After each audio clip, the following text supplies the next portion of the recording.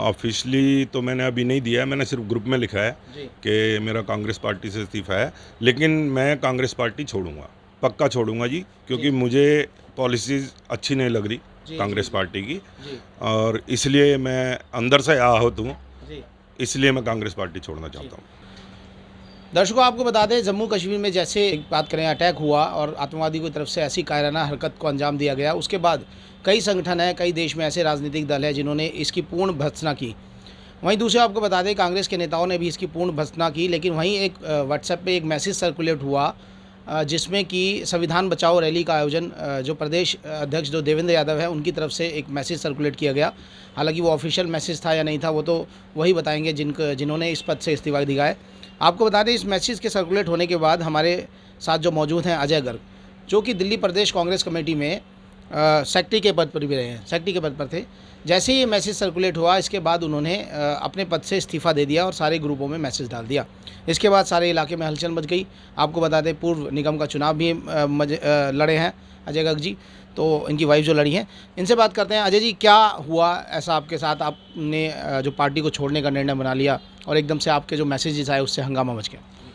देखिए, हंगामे वाली कोई बात नहीं है। देश के अंदर इतना बड़ा जो एक रोष है और सब मतलब दुखी हैं, जो 28 लोग मरे हैं, निर्दोष लोग मरे हैं, उसके ऊपर एक तरफ तो देश परेशान है, ऊपर से ये अपनी गंदी राजनीति जो है वो करने में लगे हुए हैं कि ठीक है जी, संविधान बचाओ। अरे संविधान बचाओ, पहले देश तो बचाओ।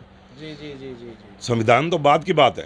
जी देश में इतना बड़ा मतलब कांड हो गया है, इतना बड़ा वो हो गया जिसका पूरी देश के अंदर, पूरे भारत के अंदर विरोध है, और जिसका समर्थन विदेशी भी कर रहे हैं, भारत का साथ जो दे रहे हैं। मतलब मैं कांग्रेसी होने के नाते कांग्रेसी हूँ, चुनाव भी लड़ा हूँ, लेकिन जो इनकी पॉलिसी और ये जो धरना प्रदर्शन मुझे नहीं अच्छा लगा, इसलिए मैंने हाथ के हाथ लिखा कि मैं आज अभी इसी वक्त कांग्रेस पार्टी से इस्तीफ़ा देता हूँ।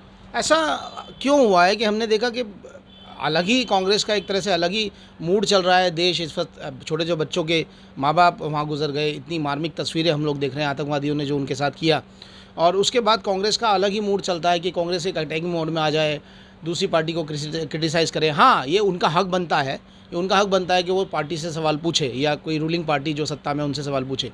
लेकिन ये मैसेज सर्कुलेट कर देने का कि संविधान बचाओ, हम रैली कर रहे हैं, और ऐसी कंडीशन में तो आपको लगा कि गलत है, इसलिए आपने ऐसा किया? देखिए, मेरे जो दिल ने कौन सी आवाज़ दी, तो मुझे यही लगा कि ये वाकई में ही गलत हो रहा है।